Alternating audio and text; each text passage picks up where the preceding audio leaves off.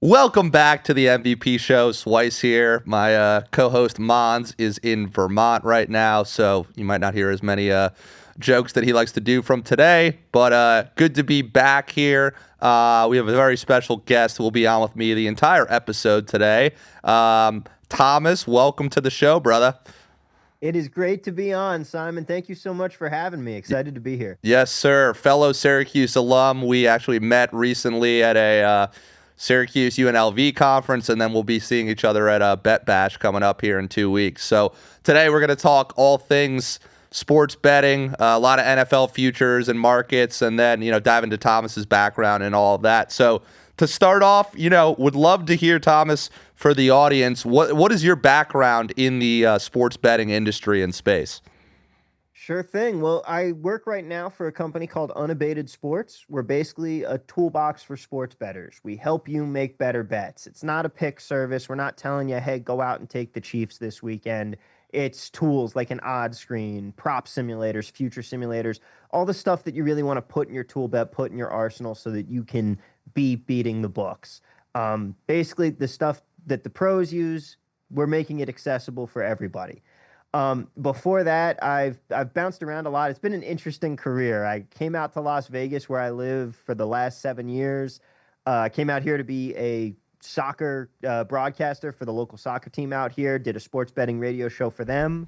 Went from there to VSiN, if you've heard of it, Brent Musburger's sports betting network, where I ended up being Brent's producer, which was an awesome time. At the time, I was like 23, 24 years old. Brent Musburger would come in every day and go, "Hey, Tommy, what are we talking about today?" Very, very surreal moment. And then after that, I've been with the FTN network and then Betting Pros for a little bit before I came over here to Unabated. So it's been a journey. In between there, I've been a mascot, I've been a professional Mario Kart commentator, and a whole lot of other wacky things too. Wow. Yeah, and being out in Vegas, that's I don't know how you do it all year. Any tips for someone that's looking to, take work out in Vegas, of just maybe live in the suburbs? I don't know. You've been living there for a long time. I guess stay off the strip kind of thing. Yeah, I mean, it's a great town. Living here has been awesome. It's very much, you either like it or you don't. And if you move out here for a year and you're like, oh, you know what, I'm not really feeling it, it's not the town for you. But if it is, you'll know it and you end up being a lifer here. It's a lot of fun. I love living here. Yeah, it's becoming a sports capital of the United States and even the world with some of these events like F1 and stuff. Going back to Unabated, Thomas, what's the kind of differentiator between Unabated and some of the other competitors and services out there for folks who may not know too much about it? So we try to make everything easy for you. We try to have a really clean interface, and the tools all make sense so that you can immediately know what you're looking at. But the big thing is the data science behind it. We are the only ones in the business that have an actual team of data scientists who are professional bettors, Ivy League graduates, guys like Rufus Peabody help build these tools to where we can say, okay, when we tell you you have a 2.1% edge on a bet, we mean it's a 2.1% edge, and you can go and you can bet that with confidence. I'll take the Pepsi challenge against anybody's data analytics compared to ours. Awesome. Love to hear that. And then going off of Thomas, I know we've spoken on the side, but MLS, you've been doing a lot of that betting there. In terms of sports betting for yourself and what you specialize in, what's your favorite sport to bet on, and what's been your most profitable, which is kind of two different answers for me, I would say, but want to hear from you. Maybe it's the same answer for both of those questions there. Yeah, it definitely is a little bit different. My favorite to bet on, and the only one that I really do most originating on my own in, is MLS, Major League Soccer here in the U.S. If you're someone who's getting started with originating and doing your own thing, targeting niche markets is going to be a really great way to go. It's going to be easier for you to kind of get the hang of things. It's easier for you to find larger edges because you're paying attention to a market that a lot of people aren't paying attention to. And you're much more likely to turn over something or find an edge that no one else has figured out in a small market that people aren't paying attention to than you are in, say, the NFL.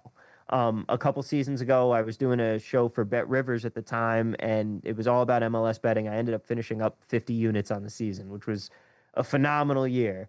This year, we're hovering around 10 units. We're about 2/3 of the way through the season here. We started off strong, have hit a little bit of a rough patch, but just a couple bad beats that, sometimes that's what happens, but we'll still take the fact that we've been profitable this far. That's my favorite sport to bet on, just because I love it and I love doing it.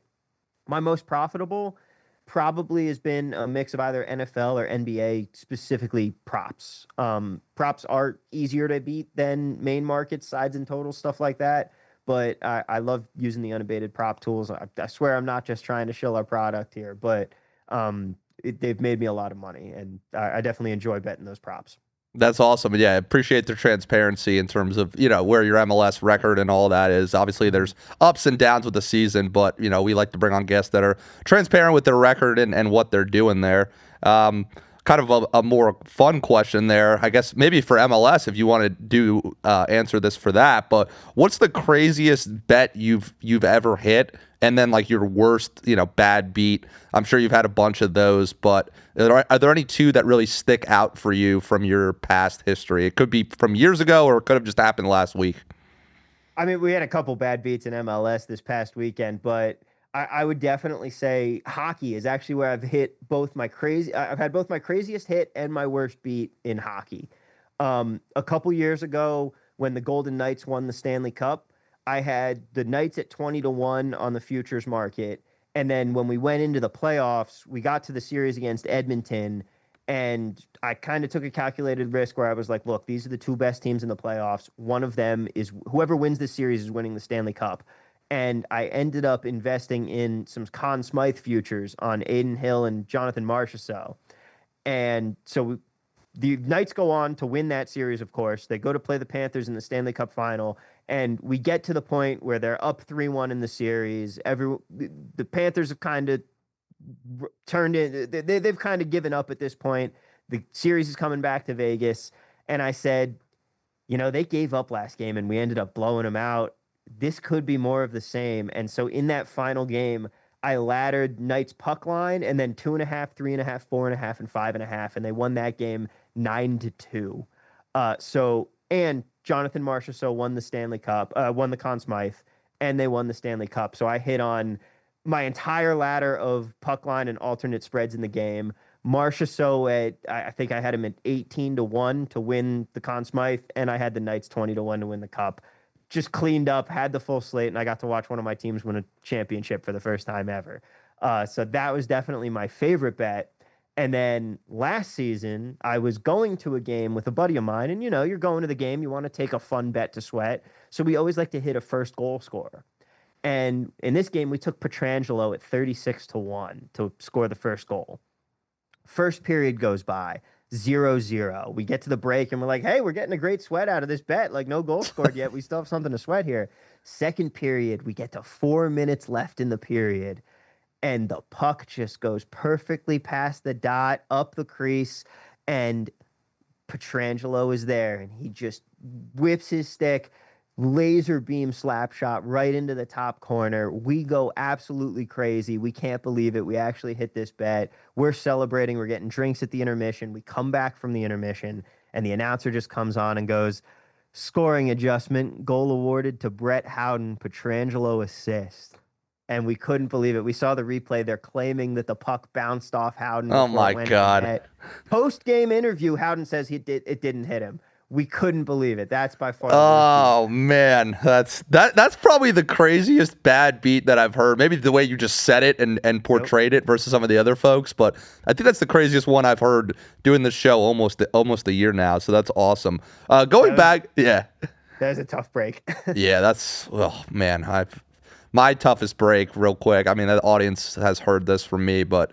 I was just betting every game overtime in the playoffs, and I'm still going to do that next year because the last one was in the Super Bowl, and before the couple rounds, it wasn't good. But when the Bills missed a Tyler Bass field goal, to go to overtime, and the Bills once again lose to the Chiefs. But it was more of that they didn't make it to overtime. So that was probably my worst beat. It was a pretty good payout there. But Thomas, going back to niche markets. So one thing I specialize in, and really, I've been at the forefront of, is live betting, and specifically halftime betting. Do you delve into those markets, or what's your opinion of live betting? Is that something you're interested in, or like stay away from? Oh, absolutely. That's a market that you want to be getting into. If you've ever read The Logic of Sports Betting by Matt Davidow and Ed Miller, their sequel to that book is titled Interception. I actually have it on my desk here. But in Logic is basically all about just the very basics. If you are someone who is just getting into sports betting, that's the book to read. It's going to explain everything to you about how to be a good bettor, all the practices that you need. It is the Bible.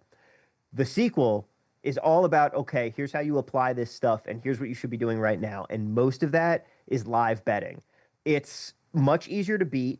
It's harder for books to determine who's sharp and who's not, because you can't really gauge closing line value on an ever moving market like that. It's not liquid enough. So it's harder for them to really determine who the sharps are and who the squares are. And it can help your accounts last longer. And it's also there's more edges to be gained. If you can get there's the modeling that goes into pricing games live is nowhere near as sophisticated as the market dynamics of pregame betting.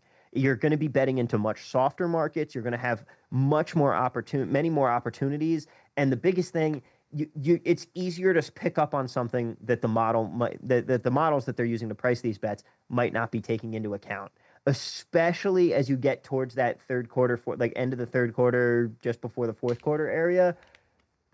The model is breaking down as the game moves along, and you get more and more possible outcomes that can happen. That live betting is absolutely one of the best things that you can do. Love to hear that. Yeah, I've been a big proponent of it for a long time, and specifically moving my subscribers and audience more towards that halftime betting when they have time to get it in. Obviously, the more pro better, they have more time in the third and fourth quarter, kind of like what you were saying. But I love that opinion of that. Going back for a second to sharp data, you were talking about origination. There's a lot of data out there. Thomas, in your eyes, what is actually like, you can look at sharp groups and syndicate, and those guys are actually moving the line and moving the market. But when you see Circa or DraftKings post, hey, these are the bet slips, and 99% of people are betting on a Jalen Hurts touchdown, and they post that on social media, like, is that accurate sharp data, or how would you say, based off your experience being in Vegas and then kind of the betting market as a whole? Well, over at the Superbook at the Westgate here in Vegas, the guy who runs that is his name is John Murray. Love the dude, great friend. And on his podcast, they always talk about the bet slips, the tickets and money data. And every time he prefaces it by saying this is for entertainment only, because he's openly admitting this does not matter. Anyone you ever see who's going, you have to take this bet because 90% of the tickets are on this side, but 80% of the money is this way, which is why the sharps are on this side. So you need to take this bet. Don't listen to those people ever, because they don't know what they're talking about. That data does not matter at all. The books wouldn't release it if it actually did matter, and it's never going to be reliable because, like, if you look around, if you're betting with a book that is known for kicking off sharp bettors, what do you care about their tickets and money data? Like what? Like, because it's That's not like fair. there's any sharp action coming in on them anyway. I don't want to look at things like I don't really pay too much attention to things like trends unless it's something where you can definitively say, here is why this trend matters. Like if you look covers.com, great resource, like great for news, great for information, but they also have a trends tab where they'll tell you, oh, this team is 14-9 to the over in their last 23 games on turf fields. Like there's no data there. There's nothing that makes you're That my recognizing. favorite my favorite Thomas is when I see somebody being like, oh, the coach and the quarterback are completely different, and they have completely different offensive and defensive coordinators, and they'll say, Yeah, oh, the Seahawks are 30-14, the last 5 years. It's like they have a yeah, completely different coaching staff, quarterback, like roster, and you're telling me these stats are applicable. So I'm with you on that. exactly. Like that's the kind of stuff that you absolutely have to watch out for. When it comes to sharp data, it depends on what you're trying to fit. It depends on what question you're trying to answer. Like if I'm trying to determine, okay, what are the prop bets that I want to hit this week? I'm looking at some reputable projection sources. I'm looking obviously at us at Unabated for NBA. I'm looking at Establish the Run. I'm looking at EV Analytics because Derek Carty, their guy over there that runs their stuff. I've done a show with him in the past. His Blitz and Bad X for baseball and football are phenomenal projection sets. I love using them. Stuff like that is what I'm looking for to solve those problems. I'm looking when it comes to main markets and things like that. If I want to see where the money is really going, if I want to see where the market's really moving, I'm looking at the market history for sharp sports books. I'm looking at Bookmaker. I'm looking at Pinnacle. I'm looking at Circa. I'm looking at Sport Trade. And I'm looking at the places to see, okay, where has the money been moving? Where have they been moving their line? If that total was at 9.5 for this baseball game and it's moved down to 9 or 8.5, I know that the money is coming in on the under from the people that actually matter and I want to pay attention to. Gotcha. So in terms of I know we've been on this topic for a bit, but it's super interesting your analysis of it. Let's see. So Monday Night Football, Thursday Night Football, they're very heavily bets. I follow Josh Applebaum pretty regularly from VSiN, who I'm sure you know, and his like sharp report and whatnot. So he'll put the data out from DraftKings, Circa, all of that. What I'm trying to get at here is, what is your beliefs with like, hey, it's Monday Night Football game, and the Bengals, this was early in the year, were favored over the Commanders, and everybody's taking the Bengals like and the over, right? Like that's just what the public like. Do you believe the public sides towards that, and the sharps are more towards unders and underdogs, or is it dependent on the situation kind of thing? Because Everything's dependent on the situation, but like if you're looking at overall big picture, absolutely. The public likes to bet favorites and they like to bet overs because the public likes to bet on seeing things happen. Sharps go the opposite way. The best Super Bowl for both the books and sharp bettors were the same because they end up on the same side. It was the Rams Patriots Super Bowl where absolutely nothing happened all game because sharps love betting unders. They love betting on things not to happen because it's a lot easier to bet on things not to happen than to bet on things to happen. It's why I 100%. never bet things like home runs or anytime touchdown scores, stuff like that, because you're almost never going to be getting fair value for your money on these things, and you're betting on stuff to happen that doesn't happen that often. Wow, love that. Diving into some other betting stuff before we dive into college and the NFL. So with the big beautiful bill, they released their tax or a bunch of stuff in that bill, but included in that was the sports betting and the tax implications for that. What is your thoughts with the Trump administration enacting this big beautiful bill from a gambling perspective? We will see what's going to happen here, but there was a lot of initial panic from sports bettors because really, basically, for those that don't know, there was a tax provision in this bill that basically said you can only write off 90% of your losses and you're taxed on 100% of your winnings. So let's say you are a break-even bettor. You bet 200 grand in a year and you won 100 grand and you lost 100 grand. You made no money. Well, you're still taxed on 10K of winnings because the government is not letting you write off that last 10% of your losses. So instead of you saying, well, I made no money, I'm paying no taxes on this, now you're paying taxes on 10K you didn't win. And when you're a professional sports bettor or even a poker player, advantage casino player, anything like that, your margins are already super thin. If you made 400 grand in a year as a sports bettor, chances are you bet over $7 million to get to that point because you don't actually have 7 mil in the bank. You're betting the same, whatever your bankroll is, over and over again, and you're just playing it on those little edges that you get. If all of a sudden you can't write off 90% of your like if you can't write off 10% of your losses, that's an extra edge that you now have to overcome in addition to the house edge and everything that's playing against you. And it basically kills the entire business for all of us who are not the average recreational player. And for the average recreational player, you might hit on a big slot win at some point in the year, and then all of a sudden you're finding out that you're getting taxed even more on that and it really becomes impossible to even enjoy a nice slot I win didn't because now you're even losing all your realize money back on bets. it applied to that as well. I thought it was just the sports betting side. So thank you Nope. for sharing that.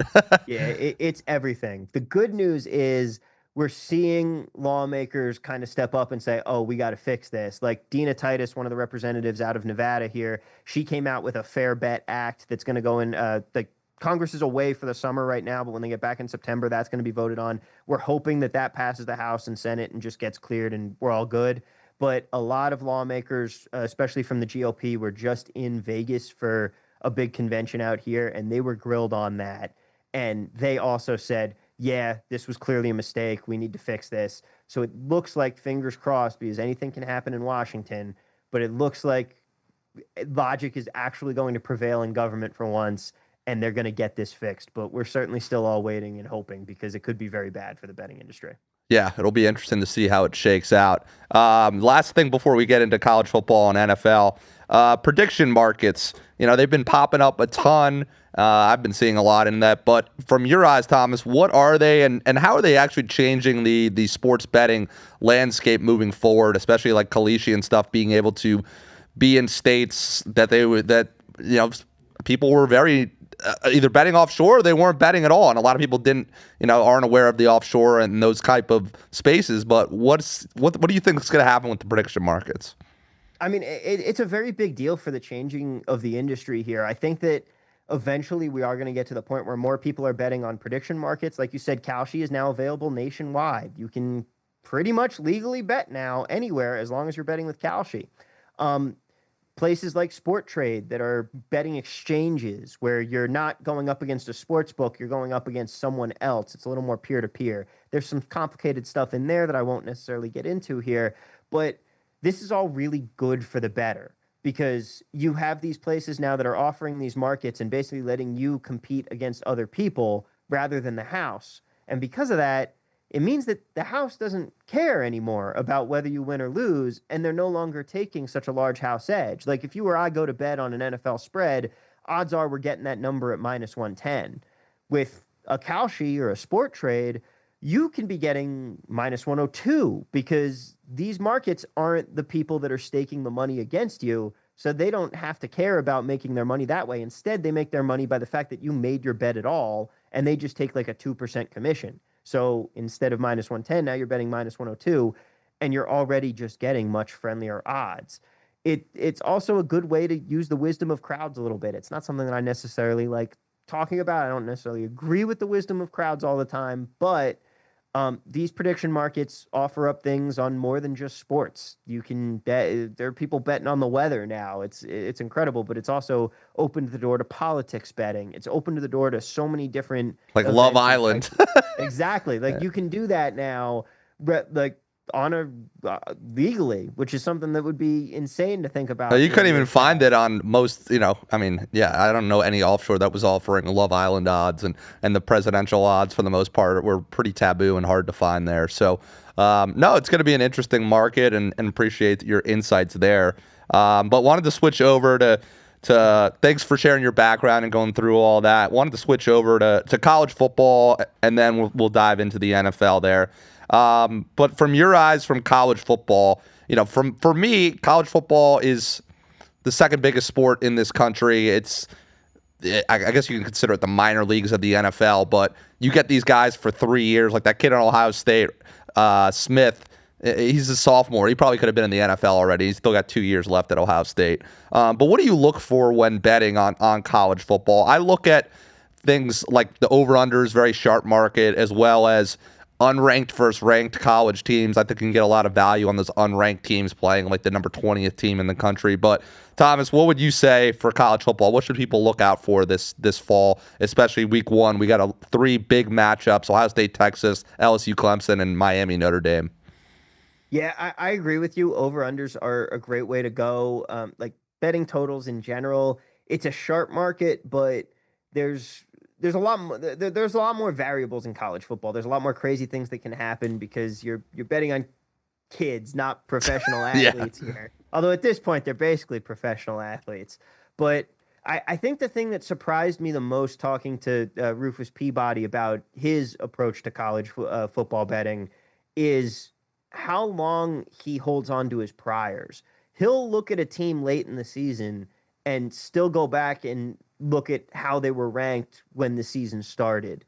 And that kind of surprised me because I would think that you would want to get rid of your priors after just a couple weeks into the season, because how many times do we see, teams that shouldn't be ranked that high that end up getting ranked really high right off the bat? I mean, remember Florida State last year? They were ranked to start the season and then what, had 3 wins the entire year? Yeah.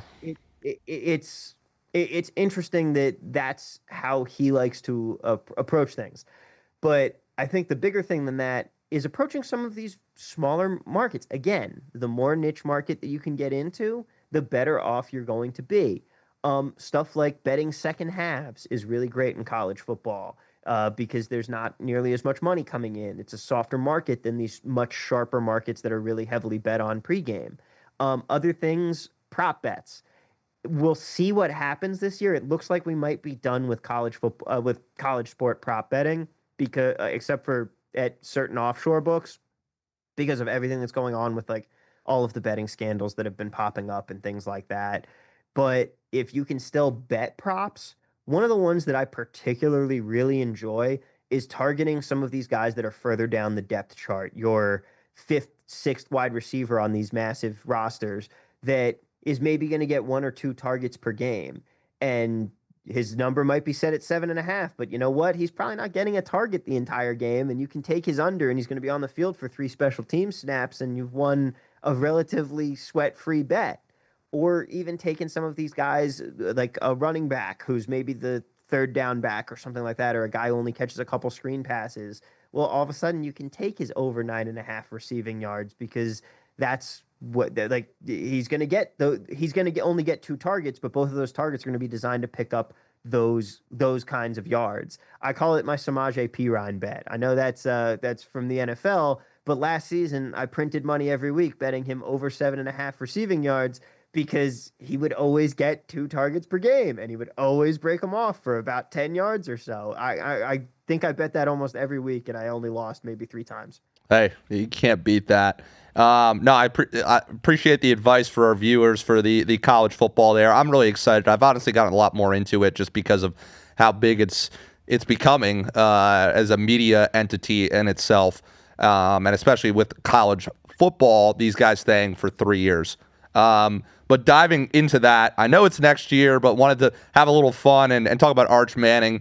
I've been reading, he might stay another year or whatnot. Obviously, Texas is going to be great. The Saints and Browns have some connections to him.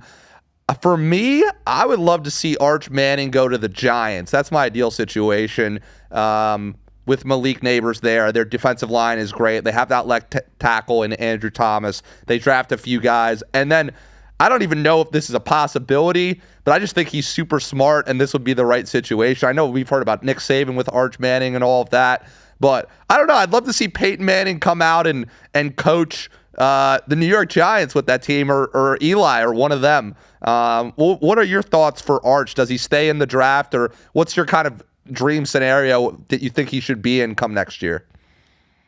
I mean, my dream scenario is he stays another year. The Jets in year 2 of the Justin Fields experiment completely collapse and bottom out, get the number 1 pick, and we reverse the curse from Peyton Manning staying back in college when we had the number 1 pick when he was going to come out and get Arch then.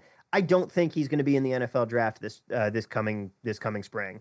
The Mannings want him to get as much time under his belt. He only has how many starts in college? And he's only going to have, what, 18, 19 starts by the time this season's over.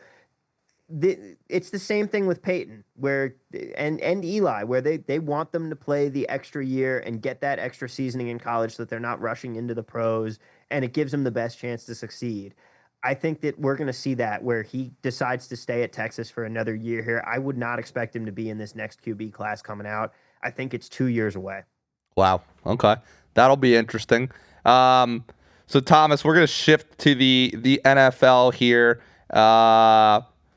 We will first up go through kind of quick hitters for both of us. So me and you will bounce back and forth. Yes or no to make the playoffs? First team I have here is the LA Rams at -165. Obviously, different books, you can get different odds. I love the Rams. They're one of my top Super Bowl contenders with that defensive front. They picked up Devontae Adams, the coaching, the quarterback. This, I know it's super juiced to minus 165, but this is an easy playoffs. LA Rams winning that division. Yes. What do you think, Thomas? Yeah, I mean, different odds on making the playoffs versus winning the division. I think the 49ers are going to be good again. I think last year was more so the injuries, and I think they'll be back to being a tough contender there. But I am just as high on the Rams as you are. There's no real value on them for me at this point. Like I've got fair odds on them to make the playoffs at minus 151. Like you said, you're finding minus 165. Let me see if I can find something a little bit, but no, I'm seeing like minus 170s and minus 180s on them to make the playoffs. And even the Super Bowl, I have it at 31 to 1, and you're getting some 23s out there at best. But I do like the Rams a lot this season. I'm with you on the yes. Yeah, I'm definitely with you on the Rams there. Um, Going on the next team here, I'm pretty strongly opinionated as well with this one. Cincinnati Bengals, yes, minus 150, no, plus 120. I've been watching quarterbacks, and I love Joe Burrow, but the defense was in shambles last year, and it has not improved that much. They just had the whole contract situation with their rookie defensive guy there. My biggest thing with them is their defense is going to be bad, and their O-line going into this year between PFF and Warren Sharp ranked 30th or 31st. Bengals, tough division. I'm going to go no for the playoffs, tough conference. What do you think, Thomas? I think that I'm inclined to think that they're going to manage to figure it out, but I mean, I can't say that I trust it. And how many years have we seen them start off so completely slow? This could be Zach Taylor's last year in Cincinnati. I've got yes to make the playoffs at minus 110. The market is at minus 150. I'm with you. If you're going to make a bet on this team to make the play, if you're betting on this team, yes or no to make playoffs, no is the smart bet here. Gotcha. Next team, the Commanders, minus 150. Obviously, they were in the NFC Championship. And again, these odds vary across books. This was just the one I was pulling up there. I'm going to go Commanders. Yes. Love Jaden Daniels. A little bit of a sophomore slump coming up, but obviously they picked up Debo. They got some help at tackle. I think they'll resolve the Terry McLaurin situation. Yes, it's a tough division with the Eagles, and Cowboys will be better, obviously, with Dak. But I'm going to go Commanders, yes, into the playoffs again. What do you think, Thomas? Will the Cowboys be better? I don't think so. I don't know Their what roster isn't going to be, but they have, Dak coming back. That'll make them just a better team than what they had. But again, you're maybe right. Some advanced metrics showed last year that Cooper Rush, it wasn't actually that big of a difference with him in quarterback. Yeah, I don't think the Cowboys are just that good of a football team, quite frankly. But going back to the Commanders, I'm with you. Yes, there's no bet to be made at this point because the S is at like minus 150, and I've got minus 138 as my fair odds on the S. But yeah, I would personally think that they're going to be back in the playoffs. They got to get the Scary Terry situation resolved because you've got Debo, who maybe has lost too much of a step at this point. You've got Zach Ertz. I mean, the team that they're putting together is absolutely loaded and ready to go out and win the 2020 Super Bowl. But we're in 2025 here. They've got a lot of old pieces that they're building around here. I don't know if they're going to be smart enough. I think that they make the playoffs. I think that they're building this team in the wrong way to go out and try and actually win anything. Gotcha. Next team, this is an easy one for me. Again, I'm seeing the odds at minus 130. Denver Broncos. I've talked about them. Love their over win total. Love them to make the playoffs. Maybe you got it at better odds, Thomas, but O-line, defense, best corner in the league, great coaching, second year quarterback who's improving. I just love everything about this team. I think Kansas City regresses a bit. Yes, it's a tough division, but they have all the check marks for me that I'm looking for in a team for the most part, especially with that O and D line and then the coach and quarterback as well. What are your thoughts? My number, I have them at minus 142 to make the playoffs, and I can find them right now at Bet Rivers at even money. Wow. So yes, it's the right bet. They have the second best corner in football, like you said, and they play in a really tough division, but the Chiefs regress a little bit. It's going to be a battle all around, but I like Bo Nix. I like how he's been developing. You've got a great coach in Sean Payton. That defense should still be really good. and you've got you've got the horses in the barn there. No pun intended. I could see the Broncos making the playoffs this year. Yeah, I'm a big fan of theirs. Next team, this is my team, so I need to hear your opinion. I'm a Packers fan. I'm seeing plus 130 for making the playoffs. What do you think of my Packers? I'm not going to share my opinion because obviously I'm biased. Yeah, I've got them at minus 130 to make the postseason, which is right around where I'm seeing them in the market right now. Uh, I like this team a lot, especially in a division that is. I think this division is going to be extremely competitive. The Vikings are a very good football team with a massive question mark at quarterback of a guy who we don't know if he's going to be any good or not. I don't expect them to be quite where they were last year with Sam Darnold. I think they take a step back. The Lions have now lost both Ben Johnson and Aaron Glenn. And their center. Both, yeah, and their center.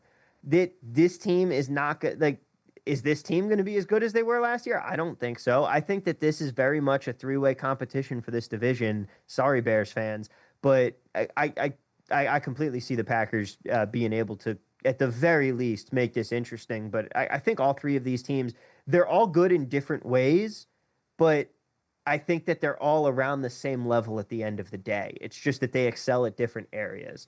And so I think the Packers have just as good of a shot as anyone in this division. Yeah, it's interesting the way that our roster is constructed. It's just not like elite across the board. It's a great team, but there's no like super elite level players like a Patrick Surtain or what we were talking about with Denver.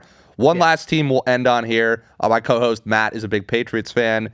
A lot of people are high on the Patriots this year. Yes or no? I'm seeing, again, these odds might be a little bit older, but plus 140, yes. Minus 170, no. I would stay away from this bet overall just with the uncertainty, in my opinion, at the quarterback position there, especially from a win front. I would go no, though, here, even though I like them to go over their win total. I just think the AFC is very competitive, and Buffalo, they got to play them twice. And yeah, the AFC is just loaded again, especially that AFC West. So I don't think the Patriots this year make the playoffs. I think that's more of a next year thing. What do you think, Thomas? I mean, I don't know if Drake May is actually going to be any good anyway, but I've got plus 149 on the yes for them. You can find around plus 140 in the market right now, so you're not really getting any value. Yeah, I'm going no, if anything, here. We've been in agreement on every single one of these, which doesn't make for great content, but the no is the answer here for me. Like you said, it's not necessarily that the division is tough, but it's the rest of the conference. You've got three wild card spots that you're competing for, because let's face it, the Bills are winning this division. You're going to have to make it in the wild card. Then that means you're going to be fighting out with the Bengals, whoever doesn't, like, you've got the Bengals, Ravens, and maybe the Steelers that you're competing with in the North. Out of the West, you could put all four of those teams in the playoffs, and I wouldn't be stunned at the end of the day out of the West. And then you've got the South, where they're just so bad that they can inflate their record with their fact that you have the Texans, and then maybe one other team there goes and has a nice divisional record against everyone else. I don't think that the Patriots are the team to come out of the East in a wild card spot if it's going to be anyone. Gotcha. A few more things here. We got about 12 minutes left. Circa contest. I know those are coming up. You've been in Vegas for a while. I'm going to be doing it for the first time this year, so we'll talk about that weekly on the podcast. Any tips for people who are new to Survivor Pool or the weekly spreads? I saw with Circa, like Survivor, I think you can get last place and still make like $100,000 or something, but you have experience more than me. What are your tips for people who are entering into these contests? I mean, the number one thing, especially with both of the contests, you got to get lucky. If you're going to win the Circa Millions contest, you have to hit at above 65% for an NFL season on spreads. That's insane. You can't just be good at betting. So all those people, Thomas, who say they're 70-80% on social media is a load of BS, right? Exactly. But you have to catch lightning in a bottle. You have to be good. You have to be on it, and you also do need to get lucky, because you have to hit on such a rate that it only comes down to the fact that a lot of coin flips ended up going your way, and that's how you won one of these contests. One of my buddies was in first place halfway through the season one year, finished out of the money, because that's just how the variance goes on you, even if you can be really dialed in. The other big tip that works for both contests, contest play is different than advantage play. Like if you're looking for edges and you're looking to just make a profit on the NFL, you're betting all your games on Monday and Tuesday, and you're looking for like closing line value and things like that. With the contests, you can just go in and say, okay, well, here's where the lines were when they opened on Thursday, and these are the 5 games that have moved the most, so I'm just going to take those. But you're not going to win at the end of the day because you have to be taking some stances and you have to be thinking about what other people are going to be doing. The same thing goes for Survivor. You're going against other people, not just the book here. Like with Survivor, you're not just trying to pick a team every week. First off, especially with the Circa contest, you have to remember Thanksgiving and Christmas are their own days, and that you're going to have to save a team for those specific holidays so that you have someone to bet there. Oh yeah. But This is some on top, strategy. I'm excited to yeah, plan this out. I got a couple guys I'm going to be doing with. So I think there's going to be 4 of us total. So we're going to strategize and stuff. I'll definitely pick your brain offline about some of this stuff. yeah. The other thing you have to remember with Survivor, it's not just about picking a winner every week. It's about surviving. It's about being the last person remaining. Sometimes it's good. Like if you know everyone is going to be on one game, if there's one game on the slate that really jumps out and is popular, don't pick that game because you're looking for that big hit. You're looking for that huge upset that always happens every year where a ton of people got knocked out. I mean, like something like 70% of the pool got knocked out through 3, 4 weeks last season. I managed to survive through all that because I didn't pick the most Yeah, obvious yeah. teams every week.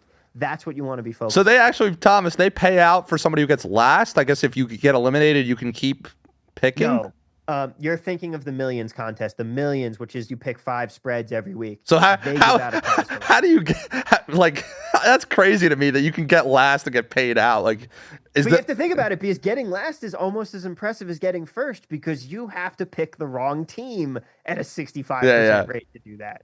Yeah, exactly. Few more topics here. We're gonna do over under win totals real quick, and then we're gonna do our podium picks segment, which is always interesting. Our intern Lindsay puts it on. Ben's getting used to these over under win totals. First team, our local team here, the Miami Dolphins, 7.5. For me, they've rebuilt their O line, but Teron Armstead retired, and I'm looking at their schedule. Patriots improved. They play the Ravens on a Thursday night game, week 9. Then they go to Buffalo, and then they play the Commanders in Madrid. That is a real tough stretch there. And I'm just not sold on Tua, especially in the weather. So I'm going to go under 7.5 for the Dolphins. I think it's Mike McDaniel's last year, and they regress. Thomas, are you with me or no? My gut says I'm with you. My numbers say I'm against you. I've got them over at minus 138 here for 7.5. That's my fair value on it. I don't like it. I'm not going to bet it because I think that the one thing my model is not really taking into account for is Tua going to stay healthy? They no longer have Mike White as their backup here. Like if Tua behind a rebuilt offensive line that we're not like they're going to take time to gel, and he's got a brain made of glass. Like he could be out for a few weeks very quickly, and all of a sudden that total's taking a nosedive. This is a team I want no part of here. Yeah, I'm with you. Next team, they have a super easy schedule. San Francisco 49ers, 10.5. I'm going to go under here. Their schedule is easy, but I do think the division is going to be very competitive with obviously the Rams, Arizona, and Seattle. I think will be competitive teams. So I think the Niners get around 9 to 10 wins there. Super loaded roster, but they did lose two of their key defensive players who have been injured before to the Broncos, lost Debo, and I just think their best players, especially McCaffrey, and Kittle's getting up there in age. Obviously, you can't predict for injuries, but and Williams is getting older, so I'm going to go under there. I think they get 9 or 10 wins. What do you think? Yeah, my numbers have it slightly to the under here. It's really about a toss up. I've got minus 107 to the under. 10.5 wins is a lot of wins in the NFL. And this is a team that you're kind of looking at and saying, okay, there's a lot of uncertainty here.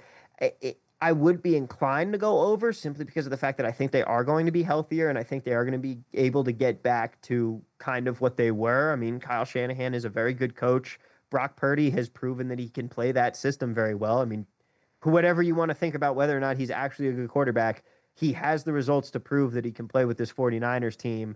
I don't think that the loss of Debo is that big of a deal. It's going to come down to, is Brandon Ayuk healthy? What's going to happen with the rest of that roster there? Like you said, do they still have the weapons to get it done? But honestly, I think their division is going to be a little bit easier. Yes, you're going to have to play against the Rams, but that's only 2 games. I think Seattle takes a big step back this year, and I don't know that Arizona is ever really going to do anything with their current build. So I think it's very much a toss up. I lean slightly to the under on my numbers. My gut says over. Gotcha. Next up, New England Patriots, 8.5. I'm going to go over here slightly because of their schedule being soft.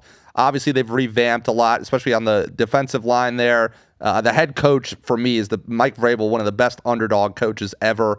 The division outside of, we just talked about Miami. Obviously, Buffalo's great, but I think they get a I think they get 9, so they go right over this number. I'm not like hammering or anything, but I think Vrabel is going to make a massive difference. And the division outside of Buffalo, they could go 4-2 in that. Plus their soft schedule. Their 2 toughest games are Cincy and Baltimore, and that's at the end of the year. So that's my thoughts on the Patriots. What do you think, Thomas? Give me the under. I don't think this team is that good. I don't think I think the defense is getting older and isn't really what it's supposed to be. I think that the rest of their division, are they better than any team in their division? I don't think so. I Wow, think what? that Do you think they're worse than the Jets? absolutely they're worse than the Jets. I think the Jets have a guy like you're giving me Aaron Glenn and what the Jets are doing this season. They've got solid construction of the roster here. They've got good talent. I'd like to see the Jets add a So wide you're receiver going Jets too. over 5.5 wins. Yeah, I'm a Jets over 5.5 wins for Wow. sure.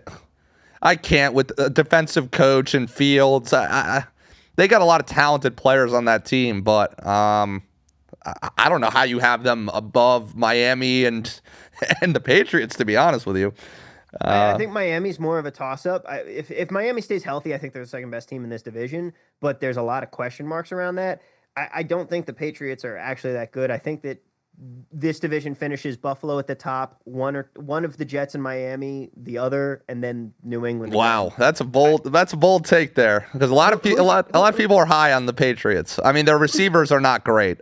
yeah, exactly. Who's Drake May throwing the football to? The Old corpse of Stephon Diggs. Stephon Yeah, Diggs. exactly. He is old. All right, maybe you'll convince me otherwise.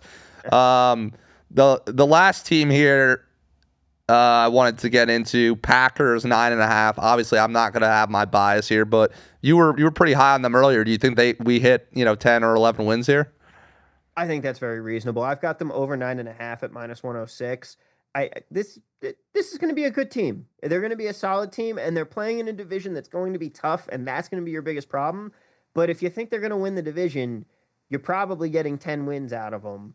And this might be I personally might go win the division over their win total. But if you want something that's maybe a little bit safer here, looking at their schedule, I think you can find the wins there to get them to 10. And my numbers kind of back that up. Got it. Love to hear that. One last team, and then we'll do our podium picks here.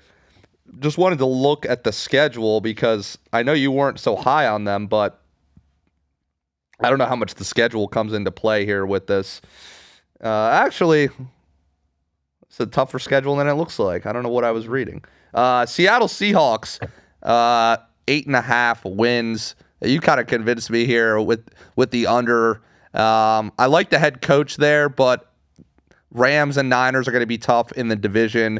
Them going over 500 with this team, and they lost DK Metcalf, which I think is a big deal there. So I'm going to go under for the Seahawks. What do you think? I've got this number at 8.5, -127 to the under here. I'm a Sam Darnold truther. I always have been, and I hated this move for him. I wanted to see him go to Pittsburgh because I think that he could have had success in that system. But the reason that the Seahawks forever have had a horrible offensive line, Russell Wilson in his peak years just masked that by being an incredibly elusive quarterback back there. Their offensive line is still really bad. And the reason Darnold had so much success in Minnesota partially was because of the system, partially was because of the fact that they had a great offensive line. Now you're taking him to Seattle. He's going to be in a new system here. They've gotten rid of everyone. Jackson Smith and Jigba is now your wide receiver one. Goodbye, DK Metcalf. Goodbye, Tyler Lockett. You're going to lean on Njigba and Kenneth Walker, and that's what you're going with here. Like Darnold's That's going to fair. elevate offense to success. I don't see it happening. I think this team takes a big step back here. I really do wish he had gone somewhere else. I don't think that he's a fit here. I think the division is too tough. This is a team that I'm looking to take some alt-unders. This could be a 5-win team. Wow. Love the takes there, Thomas. Our last segment, which is always a little fun and interesting here, our intern Lindsay put this together. We've been doing it every week, so we will wrap up on this, Thomas. Podium Picks. So the segment this week, and I already have mine written down. Not sure if you saw this in the notes or had it thought of, but top 3 sports mascots you think would win in a fight, just generally speaking, or you would want on your side. I'm going to go with number 1, the Phillies fanatic. He's part of the Philly crazy fans who already fight and stuff. So I'm going to go with him at number 1. The second one comes from a tough city. I didn't even know about him until recently. Steely McBeam, the mascot of the Steelers, blue-collar guy. I think he would win in a fight. And then the third one for the Podium Pick segments, the Suns gorilla. It's a gorilla, so I think he could be pretty good sidekick there. But Thomas, I know it's kind of a random question here, but we like to have some fun with the Podium Pick segment. Any mascots that stick out to you that you're like, I'd want them on my side if I was getting in a fight with somebody? I mean, at number 3, I got to be a homer here, and I know you'll agree with me, Simon. I got to go with Otto the Orange. He's a giant anthropomorphic orange. How do you do damage against him? I think that he's a great pick, and he's a fantastic wild card here. At number 2, I'll go with the Cal Golden Bears. You have a bear. Bear beats gorilla any day. Nah, Ben, what do you think? Bear or gorilla? Oh, it's bear. Ooh, I think bear. Wow. I don't know. All right. Let's hear number 1 though, Thomas. And number 1, you and I had the same idea. I just don't know how you didn't come to this conclusion. If you're going to go to the Philadelphia sports well and you're going to pick a mascot from Philly to win a fight, no question, the mascot I most want in all of sports on my team in a fight, it's got to be Gritty. The grit factor alone, but it's Gritty. Yeah. Unquestionably. I'll take Gritty over anyone in a mascot fight any day. Ultimate wild card, ultimate Philadelphia energy. Like, what more could you possibly want in a fist fight? Hey, that's good there. I've been very anti-Philly on this segment. Ben knows I've had to shave my head because of anti-Eagles. Oh, no. That they won the Super Bowl. Yeah, I just shaved my head. So we don't want to talk about the shaved head. The hair is good now again. But Thomas, it's been an absolute pleasure having you on. Thanks for filling in today as my co-host with Mons away in Vermont. This was a ton of fun. Guys, a ton of insights there from Thomas, so you'll be seeing the clips soon. And then a shout out to Ben from Podcast Junkies for always putting this together. But yeah, we're excited for the season and a lot of great tips and tricks there. So we'll be posting a bunch of videos from Thomas's analysis here, and then stay tuned. We'll have an episode next week, possibly 2, and then I will be at Bet Bash with Thomas, so we may film at Stadium Swim there, so stay tuned for that, and everyone have a great rest of your week. We got football on Thursday.